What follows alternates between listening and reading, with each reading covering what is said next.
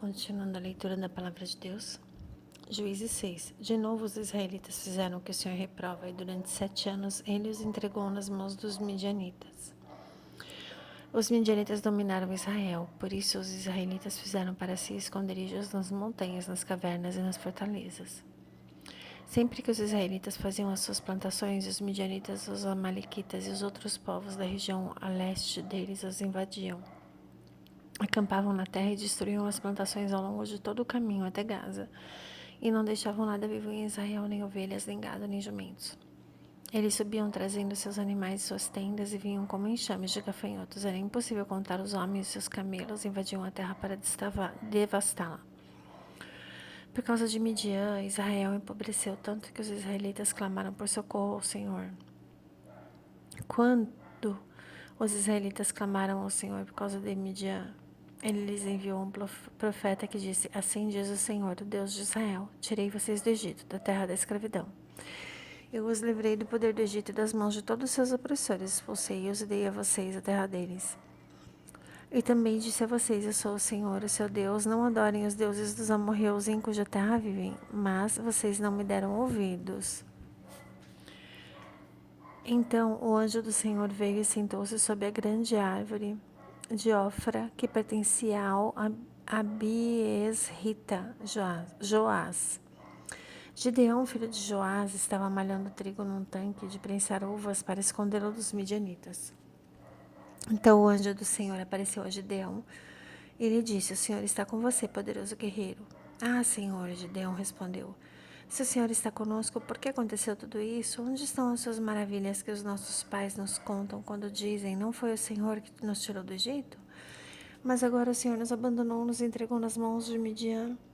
O Senhor se voltou para ele e disse: Com a força que você tem, vai libertar Israel das mãos de Midian. Não sou eu quem está enviando? Ah, Senhor, respondeu Gideão. Como posso libertar Israel? Meu clã é menos importante de Manassés. Eu sou o menor da minha família. Eu estarei com você, respondeu o Senhor. Você derrotará todos os midianitas como se fossem um só homem. E Gideão prosseguiu: Se de fato posso contar com teu favor, dá-me um sinal de que és tu que está falando comigo. Peço-te que não vás embora até que eu volte e traga a minha oferta e a coloque diante de ti. E o Senhor respondeu: Esperarei até você voltar. Gideão foi para casa, preparou um cabrito e com uma arroba de farinha fez pães sem fermento, pôs a carne num cesto e o caldo numa panela, trouxe-os para fora e ofereceu-os a ele sob a grande árvore.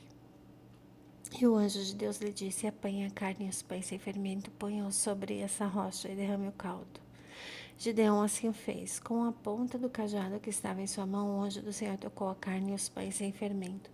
Fogo subiu da rocha, consumindo a carne e os pães, e o anjo do Senhor desapareceu. Quando Gideão viu que era o anjo do Senhor, exclamou: Ah, Senhor soberano, viu o anjo do Senhor face a face. Disse-lhe, porém, o Senhor: Paz seja com você. Não tenha medo, você não morrerá.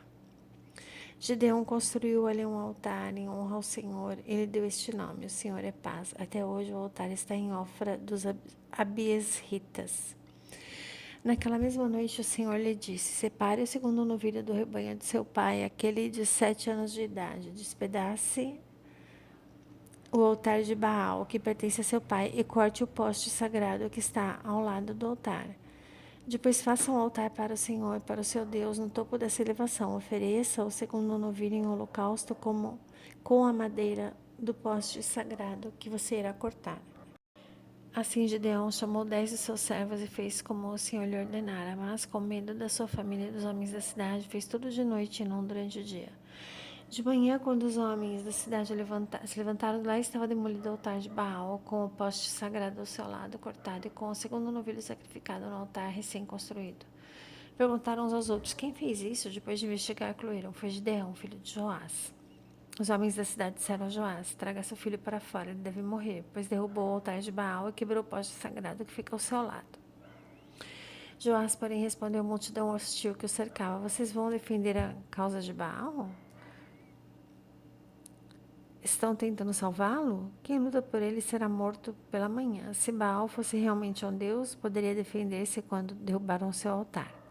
Por isso, naquele dia chamaram Gideão de Jerubbaal, dizendo que Baal dispute com ele, pois derrubou o altar de Baal. Nesse mesmo tempo, todos os midianitas, amalequitas e outros povos que vinham do leste uniram seus exércitos, atravessaram o Jordão e acamparam no vale de Jezreel. Então o Espírito do Senhor apoderou-se de Gideão e ele, com toque de trombeta, convocou os asbieritas para segui-lo. Enviou os mensageiros a todo o Manassés, chamando-os às armas, e também a Aser, a Zebulon e a Naphtali, que também subiram ao seu encontro.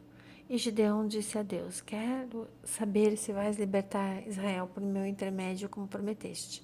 Vê, colocarei uma porção de lã na eira. Se o orvalho molhar apenas a lã e todo o chão estiver seco, saberei que tu libertarás Israel por meu intermédio, como prometeste. E assim aconteceu. Gideão levantou-se logo cedo no dia seguinte, torceu a lã e encheu uma tigela de água do orvalho. Disse ainda Gideão a Deus: não se acenda a tua ira contra mim. Deixa-me fazer só mais um pedido. Permite-me fazer mais um teste com a lã. Dessa vez, faze ficar seca a lã e o chão coberto de orvalho. E Deus assim fez aquela noite. Somente a lã estava seca e o chão estava todo coberto de orvalho. Juízes 7. De madrugada, Jerubbaal, isso é, Gideão, e todo o seu exército acampou junto à fonte de Arode. O acampamento de Midian estava ao norte deles, no vale, perto do monte Moré. E o Senhor disse a Gideão: você tem gente demais para eu entregar Midian nas suas mãos, a fim de que Israel não se orgulhe contra mim, dizendo que a sua própria força libertou.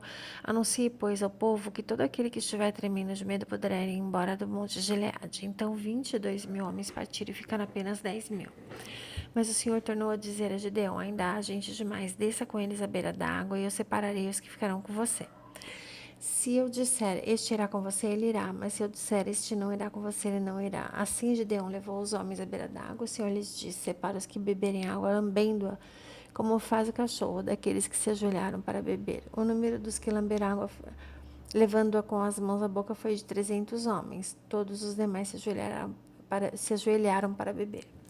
O Senhor disse a Gideão: com os 300 homens que lamberam água, livrarei vocês e entregarei os midianitas nas suas mãos. Mande para casa todos os outros homens. Gideão mandou os israelitas para suas tendas, mas reteve os 300. Estes ficaram com as provisões e as trombetas dos que partiram. O acampamento de Midian ficava abaixo deles no vale.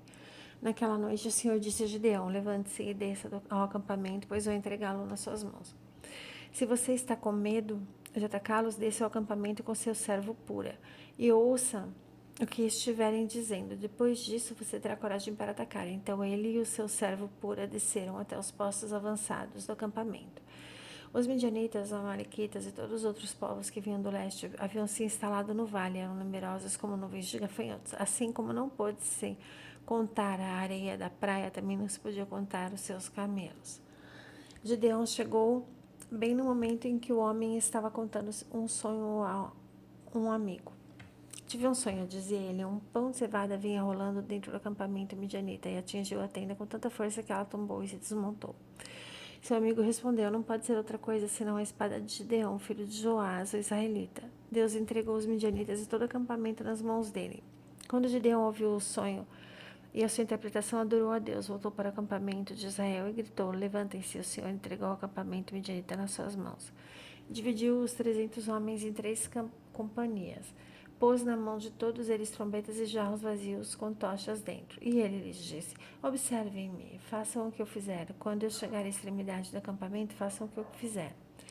Quando eu e todos que estiverem comigo tocarmos as nossas trombetas ao redor do acampamento, toquem as suas e gritem pelo Senhor e por Gideão.